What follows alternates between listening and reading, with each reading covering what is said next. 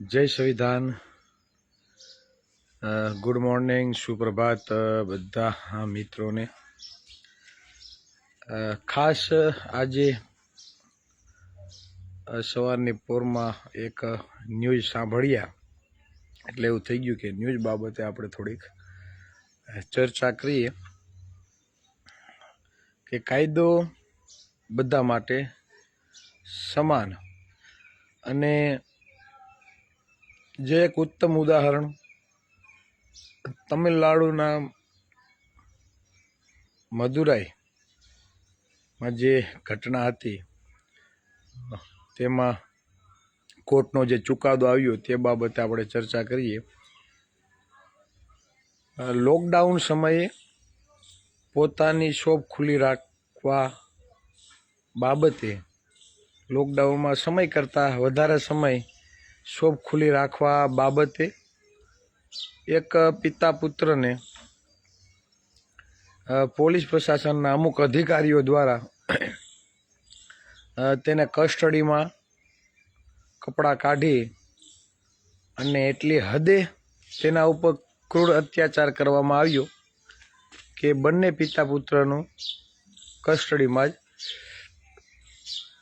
મોત નીપજ્યું.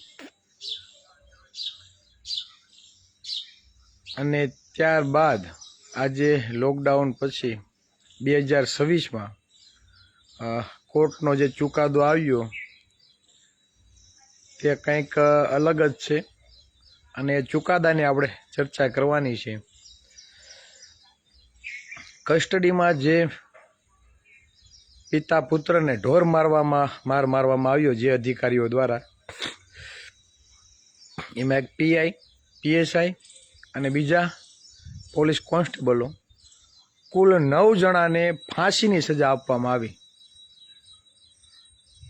9 જણાને ફાંસીની સજા આપવામાં આવી કેમ કે કાયદો બધા માટે સમાન. ભવિષ્યમાં કોઈ પણ પોલીસ કર્મી કાયદા વિરુદ્ધ ના જાય, કાયદાનો દુરુપયોગ ન કરે, કાયદામાં રહી અને અન્ય કર્મચારીઓને સબક મળે તે બાબતે તમિલનાડુમાં કોર્ટે 9 વ્યક્તિને ફાંસીની સજા આપવી. એટલે મતલબ એ કે તમે કદાચ પોલીસની વર્દી પહેરી હોય, હાથમાં લાકડી હોય, પણ કાયદો બધા માટે સમાન.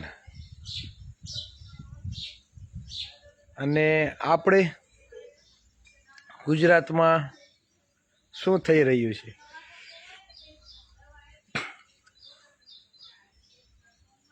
પોલીસના ઉચ્ચ અધિકારીઓ દ્વારા ટોળું કાબૂ કરવા માટે ખુલ્લેઆમ પોલીસના કર્મચારીઓ પથ્થરમારો કરે છે. પોલીસના કર્મચારીઓ નિર્દોષ લોકોને ઘરમાં જઈને ધોકા મારે છે, હાથમાં ફ્રેક્ચરો કરે છે, 307 જેવા ગંભીર ગુના દાખલ કરવામાં આવે છે. છતાં પણ એ પોલીસ કર્મીઓનું આપણે કંઈ બગાડી શકતા નથી. કેમ એ હું તમને કહું. કોંગ્રેસના અધ્યક્ષ ખડગે સાહેબના નિવેદનથી જે ભૂચાલ આવી છે, ત્યારબાદ ભાજપના ગુજરાત અધ્યક્ષ વિશ્વકર્માજીએ પણ જે નિવેદન આપ્યું છે તેને લીધે કાલથી તમે જો મીડિયામાં એક જ ચાલે છે, ખડગે સાહેબનું નિવેદન અને આપણે વિશ્વકર્મા સાહેબનું નિવેદન. કે ખડગે સાહેબે એવું કહ્યું કે ગુજરાતની પ્રજા હજી અશિક્ષિત છે અને કેરળમાં શિક્ષણ વધારે છે એટલે ત્યાં ભાજપનું કાંઈ ઓયલું નથી એમ. એટલે ખાસ તે નિવેદનથી હું કહેવા માગું કે દક્ષિણ ભારતમાં શિક્ષણનું પ્રમાણ વધારે છે એટલે ભાજપની દાળ ત્યાં ચડતી નથી. તમિલનાડુના કોર્ટનું રિઝલ્ટ તમે જો, અહીંયા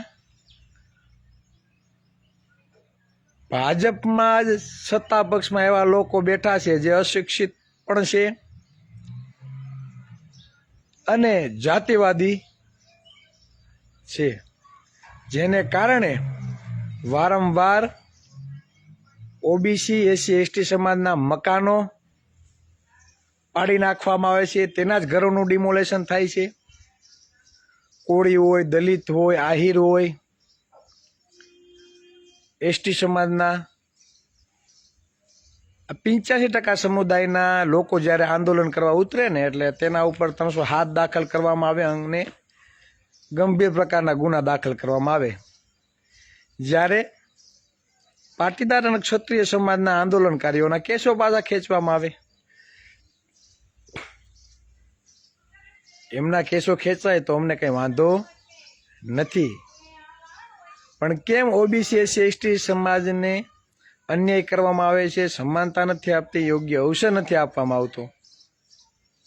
ચોક્કસ સમુદાયના લોકોને શિક્ષણ ધામ બનાવવા માટે 100 કરોડ ઉપરની ફાળવણી કરવામાં આવે. શિક્ષણ માટે, હોસ્પિટલ માટે જમીનો ફાળવવામાં આવે. સારા સારા ખાતા આપવામાં આવે. વસ્તી કરતાં વધારે આરક્ષણ આપી ભરતી કરવામાં આવે. જ્યારે આપણે શિક્ષણ માટે વલખા મારવા પડે, આરોગ્ય માટે વલખા મારવા પડે, પોતાના ન્યાય માટે વલખા મારવા પડે. એનું મૂળ કારણ એ છે, જેમ ખડગે સાહેબે નિવેદન આપ્યું કે હજી ગુજરાતની પ્રજા અશિક્ષિત છે. આજે પણ તમે જાઓ, ઘણા ગામડાઓમાં સરકારી શાળાઓને તાળા મારી દીધા. શિક્ષણમાં યોગ્ય અવસર નથી મળતો અને શિક્ષિત હોવા છતાં પણ અશિક્ષિત જેવું કામ કરી અને આ જાતિવાદી સરકારને મત આપી પોતાના પગ ઉપર કુહાડા માળે છે. અને સત્તામાં બેઠેલા લોકો તમારા ઉપર અન્ય અત્યાચાર કરે છે અને પોતાના ઘર ભરવાનું કામ તે કરી રહ્યા છે. હું એક જ વાત તમને કહું, હર્ષભાઈ સંઘવી જે 7 ચોપડી કે 8 ચોપડી ભણેલા કહે છે, તો હર્ષભાઈ સંઘવીને ભાઈ કેમ 2 ખાતા તમે આપ્યા? ગૃહમંત્રી તો હતા જ, ઉપમુખ્યમંત્રી પણ બનાવી દીધા. કેમ આવું? એકને કેમ 2 ખાતા? કોઈનાથી કાંઈ થાય છે ખરા? હર્ષ સંઘવીને ગૃહમંત્રી હતા, ઉપમુખ્યમંત્રીને ખાતું આપ્યું. કેમ બીજા કોઈ ઓબીસીમાં ચહેરાઓ જ નથી? બીજા ઓબીસી એસસી એસટી સમાજમાં કોઈ ચહેરા જ નથી ગૃહમંત્રીનું ખાતું સંભાળી શકે, મુખ્યમંત્રીનું ખાતું સંભાળી શકે? મારા કોળી સમાજમાં દિગ્ગજો નેતા છે બધા.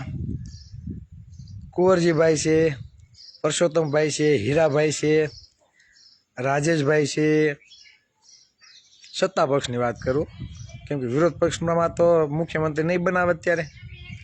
સત્તા પક્ષની વાત કરું છું. શામજીભાઈ ચૌહાણ છે, બરાબર. અમારા દેવાભાઈ માલમ છે, ભગવાનજીભાઈ કરગઠિયા છે.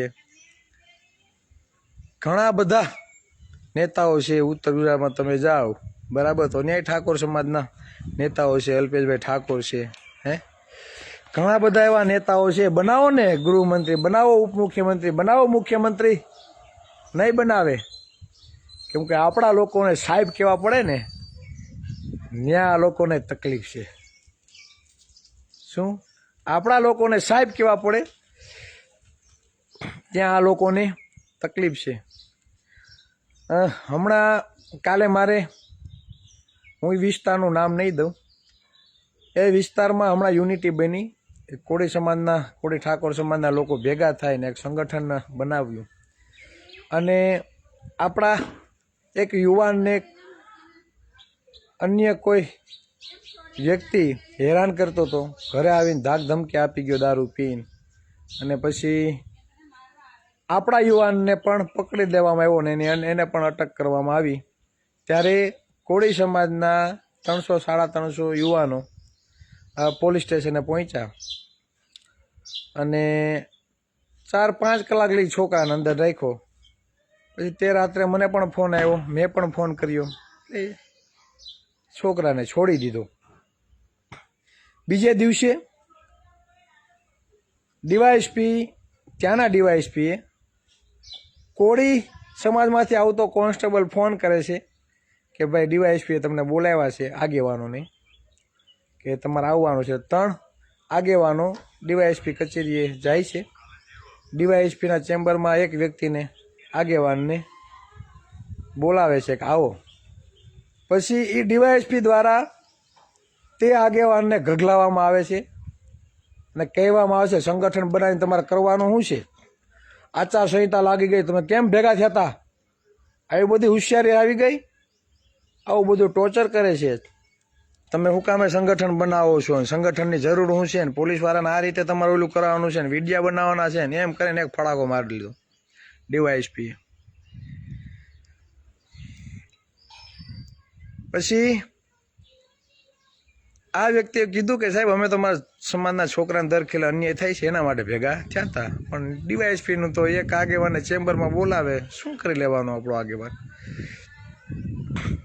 બારોબાર આવતો રહ્યો. પછી મને ફોન આવ્યો ચિરાગભાઈ આમ નહીં આમ થયું છે. એટલે મેં કીધું તમે કહેતા હો તો આપણે લડવાની હિંમત હોય તો કરીએ ફોન સાહેબને, કેમ સપાટા મરાય છે એમ પૂછીએ એને કે સંગઠન બનાવ્યું અમારો અધિકાર નથી, આ તમારા બાપની ધોરાજી હાલે છે કે તમે કયો તો જ અમારે સંગઠન બનાવવાનું કોળીનું, તમે કયો તો વીખી નાખવાનું એમ. પણ ત્યાંથી એવું કહેવામાં આવ્યું ચિરાગભાઈ હમણાં તમે રહેવા દો, ચૂંટણી પતે બરાબર પછી તમે આવો, આપણે આયા કંઈક મજબૂતાઈથી લડીએ. એ જ વિસ્તારમાં ખુલ્લે આમ રેતીના ટ્રેક્ટરો હાલે છે, ખુલ્લે આમ ખનન થાય છે, ખુલ્લે આમ દારૂ વેચાય છે. ફોન કરો ને એટલે હોમ ડિલિવરી કરીએ દારૂની. આવી પરિસ્થિતિ એ જગ્યાએ છે.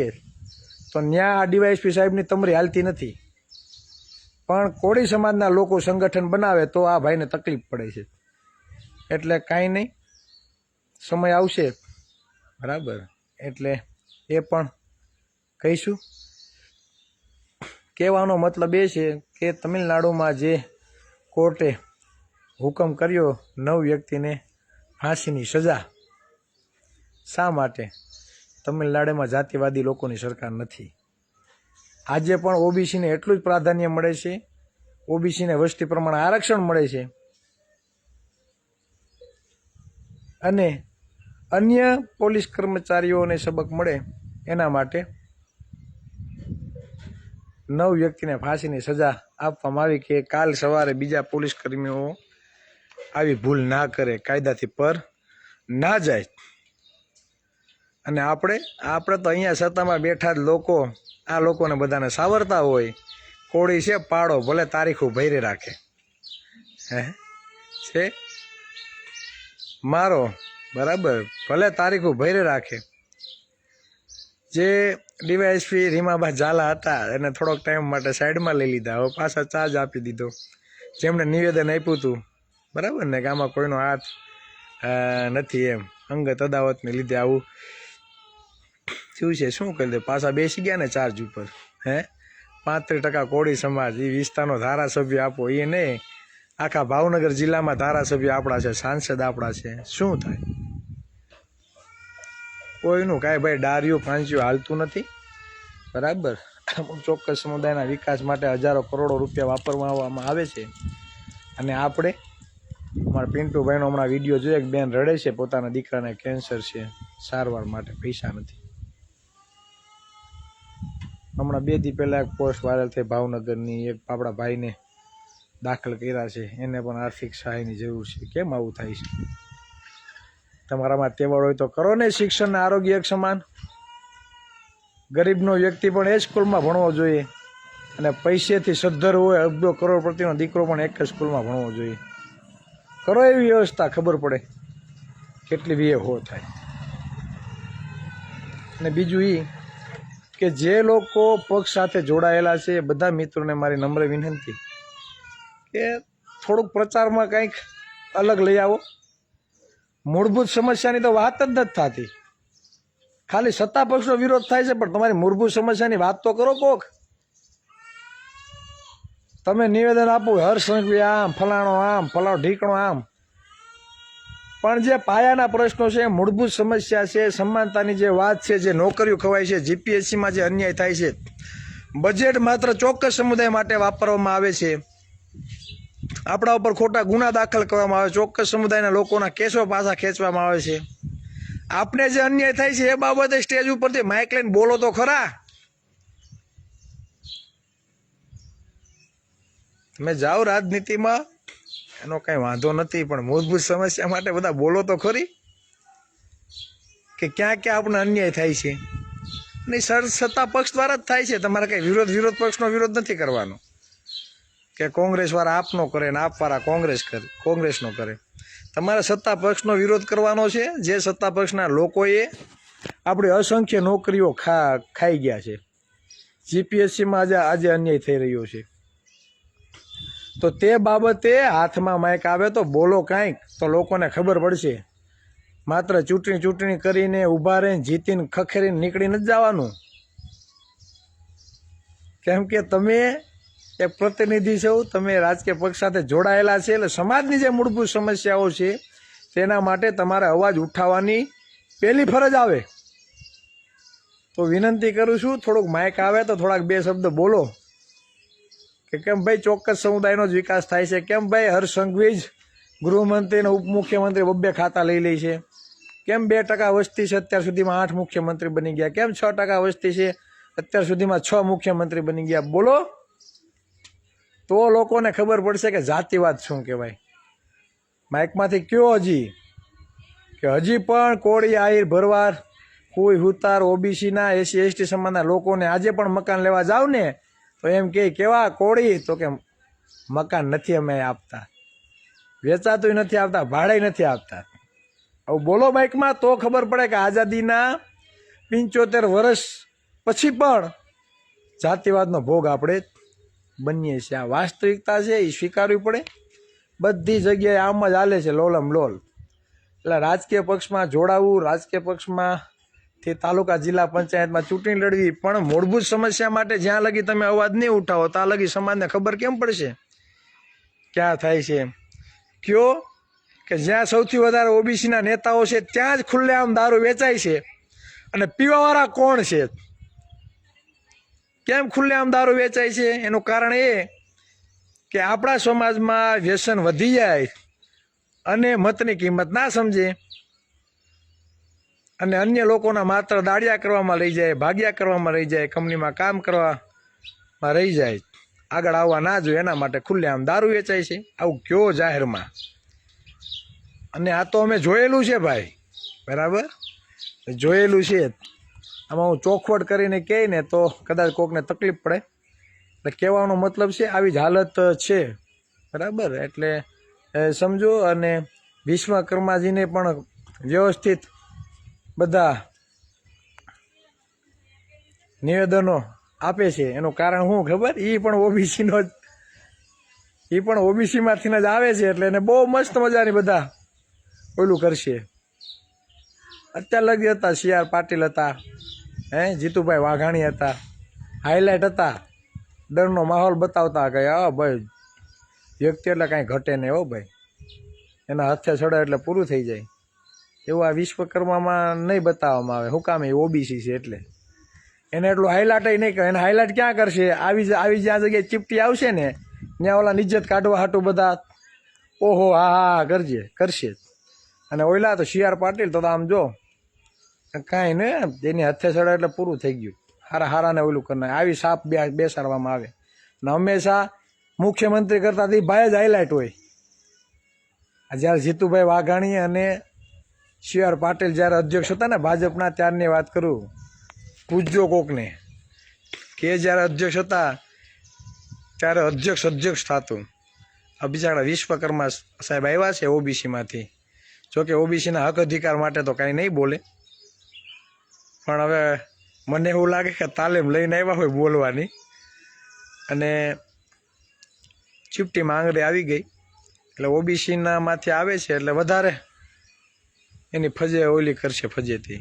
એટલે આ વાસ્તવિકતા છે. બસ વધારે વાત નહીં કરતા, આ ઘણી બધી ચર્ચાઓ હતી એ આપણે કરી લીધી. એટલે વાસ્તવિકતા માટે આપણે લાઈવ થયા હતા. ખડગે સાહેબે જે નિવેદન આપ્યું, બરાબર, એ મહદઅંશે યોગ્ય જ છે. બરાબર, અને દક્ષિણમાં તમે જાઓ ત્યાં બીજેપીનો ઝંડો ન ખૂતે. શું કામ? એ લોકો શિક્ષિત છે. કેરળમાં સૌથી વધારે શિક્ષિત છે, સમજાય? એટલે આ વાસ્તવિકતા છે. બસ વધારે વાત નહીં કરતા, મારી વાતને વિરામ આપું છું. જય સંવિધાન, જય ભારત, જય ઓબીસી સમાજ.